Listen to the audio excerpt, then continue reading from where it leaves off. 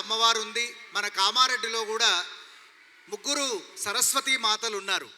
ఒక అమ్మవారేమో ఇల్చీపురం సరస్వతి తిష్టన్ మాత అయితే, housing board కాలనీలో ఉండేటువంటి ఒక అమ్మవారు శారదా త్రిపుర సుందరిగా అక్కడ కొలువై ఉన్నారు.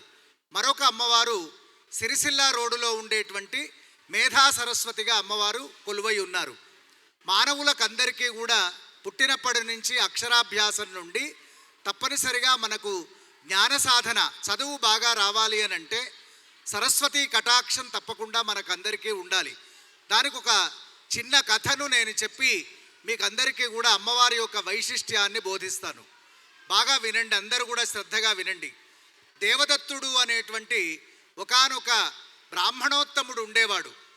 సంతానం లేకపోతే ఆయన ఒక పుత్రకామేష్టి మహాయాగం అనే ఒక యాగాన్ని తలపెట్టడం జరిగింది. ఆ యాగానికి నలుగురు వేదవేత్తలైనటువంటి ఋగ్వేద, యజుర్వేద, సామవేద, అథర్వణ వేదములు చదువుకున్నటువంటి పండితులు ఆ యజ్ఞం చేయించడానికి ఆ కార్యక్రమానికి రావడం జరిగింది. వచ్చిన తర్వాత ఆ యజ్ఞం ప్రారంభమైంది.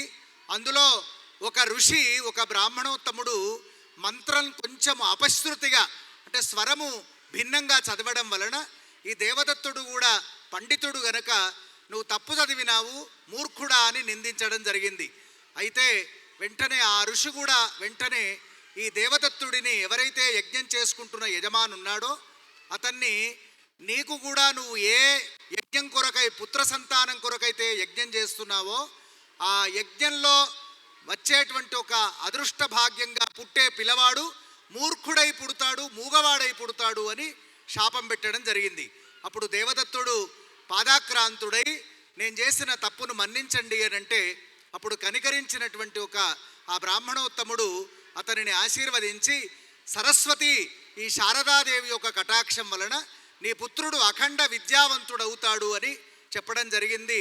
తర్వాత ఊర్లో ప్రతివాడు కూడా ఆ పిల్లవాడిని మూర్ఖుడు, అనామకుడు, అజ్ఞానుడు అని బాగా నిందించడం మొదలు పెడితే వైరాగ్యం పొందినటువంటి వాడై అడవికి వెళ్తాడు. అడవికి వెళ్ళి అక్కడ తపస్సు చేసుకుంటూ ఉంటుంటాడు. అయితే అనుకోకుండా అప్పుడే ఒక సంఘటన జరుగుతుంది. ఒక కిరాతకుడు ఒక పందిని వేటాడి బాణం వేస్తాడు. ఆ బాణం వచ్చి దాని యొక్క తలకు తాకుతుంది. అది ఐ ఐ ఐ ఐ అనుకుంటూ పరిగెత్తుకుంటూ వచ్చి ఎక్కడైతే ఈ పిల్లవాడు తపస్సు చేస్తూ ఉంటాడో ఆయన ముందు నుండి వెళ్ళి వెనకాల పొదళ్ళల్లో దాక్కుంటుంటుంది. కిరాతకుడు వస్తాడు. వచ్చి అతన్ని అడుగుతాడు, ఇక్కడికి ఏమైనా పంది వచ్చిందా, నేను ఒక వేట కొరకు ప్రయత్నం చేస్తున్నటువంటి ఒక ఈ పశువు ఏదైనా వచ్చిందా అని అడిగితే వెంటనే అతను ఒక మాట అంటాడు. అప్పటికే ఐ ఐ ఐ అని అది అంటుంటే, అరుస్తూ ఉంటే అదే మనస్సులో బాగా రింగురింగుమని తిరుగుతూ ఐ ఐ ఐ ఐ అని తపస్సు చేయడం ప్రారంభం చేసి, ఆ ఐకారం అనేటువంటిది అమ్మవారికి సంబంధించిన బీజం కనుక వెంటనే అతనికి జ్ఞానశక్తి పెరిగింది. పెరిగి ఆ వచ్చినటువంటి ఒక కిరాతకుడికి అబద్ధం చెప్పకుండా ఒక మంచి మాట చెప్తాడు. నా కళ్ళు ఏవైతే చూసినాయో, చూసినటువంటి ఒక కళ్ళు సమాధానం చెప్పలేవు, మాట్లాడలేవు. దాని తర్వాత ఏ నాలుకైతే ఉందో, నేను చెప్పగలిగినటువంటి ఒక మాటలు మాట్లాడే నాలుక ఏదైతే ఉందో అది చూడలేదు కనుక నాకు ఆ విషయం తెలియదు అన్నట్టుగానే మంచి సమాధానం చెప్తాడు అమ్మవారి యొక్క అనుగ్రహంతో. ఆ ఐ అనే అక్షర బీజము జపం చేయడం వలన, తపస్సు చేయడం వలన అతను అఖండ విద్యావంతుడై అనంతమైనటువంటి ఒక జ్ఞానవంతుడై దేశానికి ఉపయోగపడేటువంటి ఒకానొక మహానుభావుడు అవుతాడు. కనుక అమ్మవారి యొక్క దివ్యమైన ఆశీరనుగ్రహములతో ఇక్కడ చదువుకునే పిల్లలు, ఈ శ్లోక ఇన్నోవేటివ్ స్కూల్లో చదువుకునే పిల్లలు, తర్వాత ఇంకా ఏ పిల్లలైనా పర్వాలేదు, ఈ శారదాదేవిని స్మరణ కనుక చేసినట్టయితే, ఆరాధన చేస్తే వాళ్ళందరూ కూడా అఖండ విద్యాప్రాప్తిని పొందుతారనడంలో ఏమాత్రం సందేహం లేదు. అటువంటి శారదా సరస్వతి ఇక్కడ కొలువై ఉన్నటువంటి అద్భుతమైన అమ్మవారిని ఇప్పుడు ఒక్కొక్క విద్యార్థిని విద్యార్థులు వచ్చి పుష్పంతో చక్కగా పాదాల చెంత వేసి నమస్కారం చేస్తారు. ఈ లోపల మనమంతా కూడా ప్రార్థన చేద్దాం. వేసి నమస్కారం చేసుకుంటూ వెళ్ళండి. సరస్వత్యై నమః, ఐం వాగ్దేవ్యై నమః అంటూ నమస్కారం చేస్తూ స్పీడ్గా వెళ్ళాలి. ఐం వాగ్దేవ్యై నమః.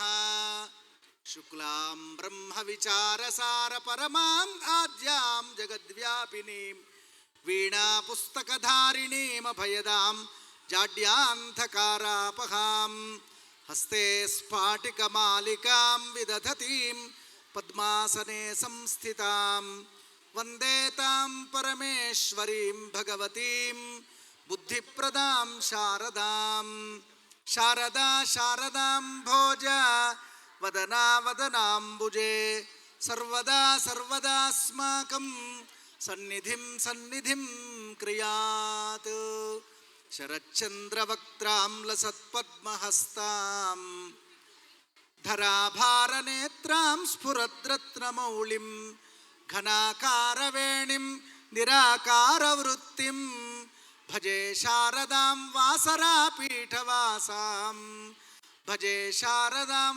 వాసరాపీఠవాసాం శరచ్చంద్రికాధౌతవాసోల్లసంతీం భజే శారదాం వాసరాపీఠవాసాం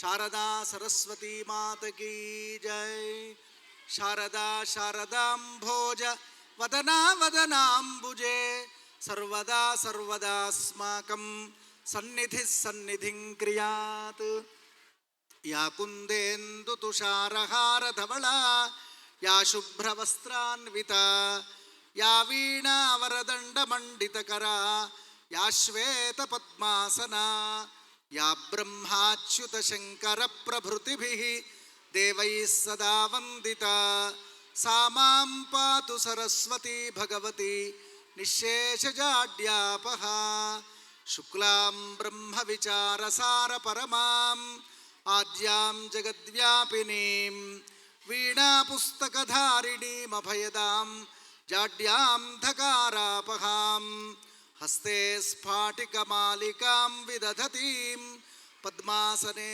సంస్థితాం వందే తాం పరమేశ్వరీం భగవతీం బుద్ధిప్రదాం శారదాం బుద్ధిప్రదాం శారదాం శారదా సరస్వతీ మాత కీ జై వాగ్దేవ్యై నమః మహాసరస్వత్యై నమః తిష్టత్సరస్వత్యై నమః శారదాంబాయై నమః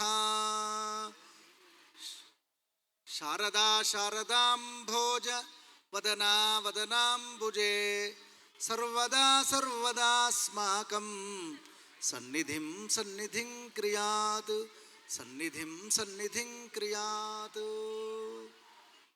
పరమ పావనమైనటువంటి మన భారతదేశంలో విరాజమానమైనటువంటి వాగ్దేవి, వాక్కులకు అధిపతి యోగీశ్వరి సరస్వతీ మాత యొక్క పరిపూర్ణమైన ఆశీస్సులుంటే ఎటువంటి మూఢుడైన మూర్ఖుడైన అనర్గళమైనటువంటి మాటలు మాట్లాడగలిగే సామర్థ్యం వస్తుంది, ధారణా పటిమ పెరుగుతుంది, సరస్వతి సంపూర్ణమైనటువంటి కటాక్షం కలుగుతుంది. తద్వారా లోకంలో మంచి నైపుణ్య శక్తులు పెరుగుతాయి, కీర్తి ప్రతిష్టలు కలుగుతాయి. ఒకటి కాదు, రెండు కాదు, అనేక రకాలైనటువంటి సమస్త ప్రశ్నలకన్నిటికీ కూడా జవాబును చక్కగా రాయగలిగే కనుక్కునే సామర్థ్యం కలుగుతుంది, జ్ఞాపక శక్తి బాగా పెరుగుతుంది. కనుక ప్రతి మానవుడికి కూడా ధనము కంటే కూడా ఈ సరస్వతీ కటాక్షమే చాలా ముఖ్యమైంది. అటువంటి సరస్వతీ కటాక్షం కొరకు ఇప్పటి వరకు ఈ చిన్నారులందరూ కూడా భక్తి శ్రద్ధలతో అమ్మవారి పాదాల చెంత పుష్పాలను సమర్పణ చేసి అఖండ విద్యా నైపుణ్య శక్తులను ప్రార్థన చేయడం జరిగింది.